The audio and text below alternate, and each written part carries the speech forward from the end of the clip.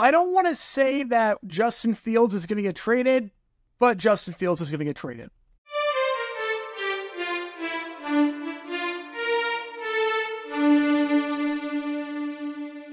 Welcome everybody to JJ9 News, where we talk all things NFL all the time. I'm Jared Garrett, and I'm representing the 904 from the 602. And today, we are talking about the most talked about storyline this offseason, the Justin Fields saga with the Chicago Bears. I've covered this on this channel quite a few times before, but we haven't heard anything yet from Bears general manager Ryan Poles.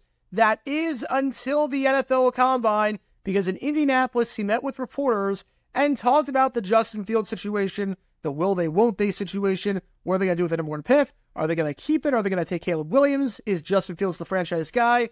And here is what Poles had to say when he met with the press. Yeah, again, it just depends on what opportunities pop up. I will say this. I think you guys know me well enough now. If we go down that road, I want to do right by Justin as well. No one wants to live in gray. I know that's uncomfortable. I wouldn't want to be in that situation either. So we'll gather the information. We'll move as quickly as possible. We're not going to be in a rush, and see what presents itself and what's best for the organization. So if you want a summary of what he said, Rappaport gave a very good summation.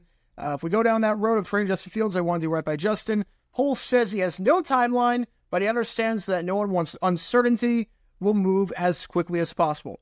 Now, first off, this is not a knock on Poles by any means. I think he didn't say anything wrong here. I'm not bashing Poles' first comments or criticizing him or anything along those lines. I actually think he handled this press conference beautifully. The transparency was great. I think this was a very good answer. It did right by Justin, did right by the team, and it's just a solid answer without giving anything away. And I agree, Justin Fields should be traded. With a lot of people, Justin Fields should be traded.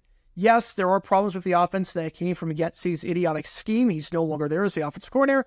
Thank God for that. That Vikings game, even though they won that, coaching malpractice with all the passes behind the line of scrimmage. And there's a lot about Fields that is not improving and has not improved. The pocket presence is not there. A lot of unnecessary sacks and holding on to the ball for way too long. And if you don't know what I'm talking about, watch the Week 18 game against Green Bay.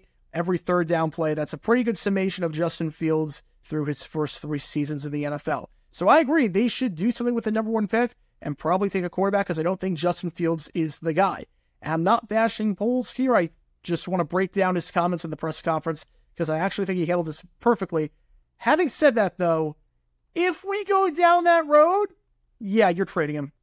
The fact that you said, if we go down that road of trading him, means you're trading him. Because you know what? If he's your franchise quarterback, you don't bring that up. If someone were to ask the Jaguars or Trent Baalke, are you going to trade Trevor Lawrence? He's going to say no.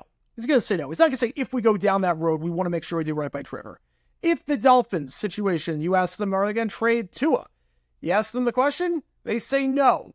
Tua's our guy. They're not going to say, if we go down that road. And there's no reason to smoke screen either. You might be saying, okay, well, maybe he might be saying that, but Fields is the guy because it would be a smoke screen.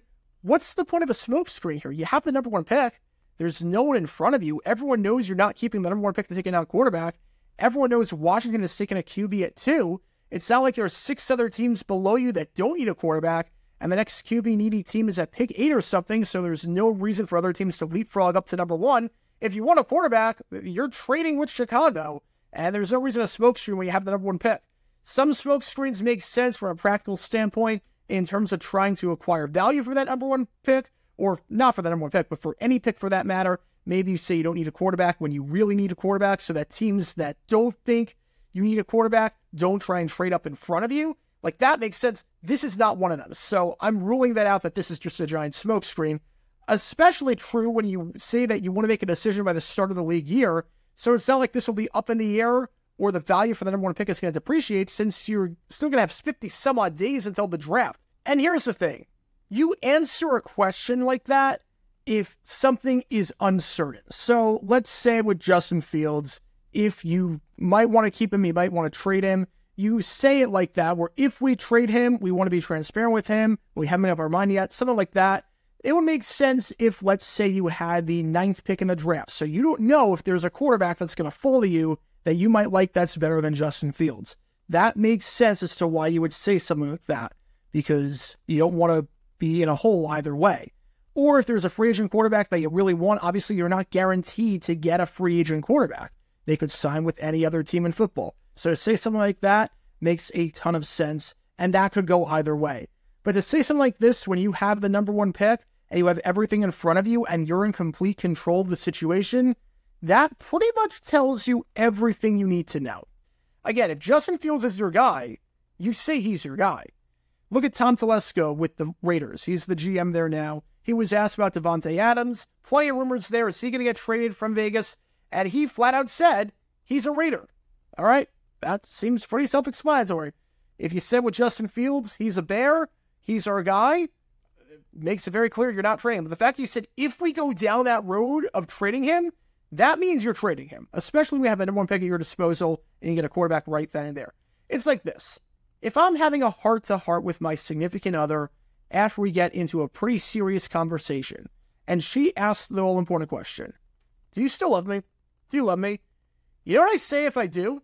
Of course I do. Are you kidding? I love you. You know what I don't say? Well, if I don't, I want to be as transparent with you as possible about my feelings.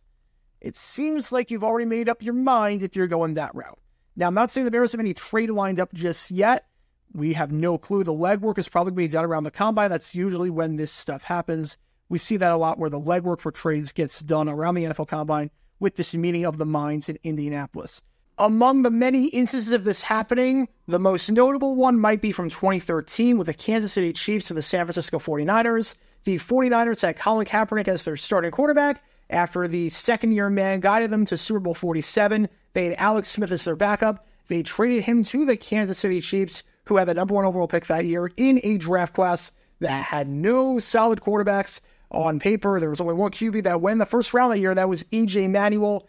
And the Niners made the trade with the Chiefs at the NFL Combine. So that meeting of the minds, it definitely plays a part in where the legwork happens for big trades like this during the offseason and technically before the start of the league year.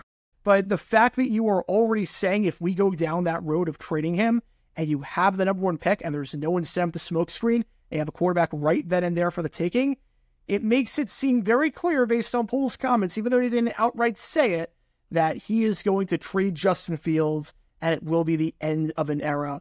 I was pretty confident they were going to trade Fields as it was. I was at 90% after these comments by Poles after this meeting with the press. I'm at 99.9%. It would be downright shocking if this doesn't happen. The fact that Poles brought up the fact that they might be looking to trade Fields, that tells you everything you need to know, because usually you don't bring that up unless you're considering doing it and you're going to do it, especially when you have the number 1 pick at your disposal and a potential franchise guy in Caleb Williams. But what are your thoughts on the whole Justin Fields situation? Do you think the Bears are going to trade the number 1 pick? Do you think they're going to trade Justin Fields? Where do you think Justin Fields winds up next year?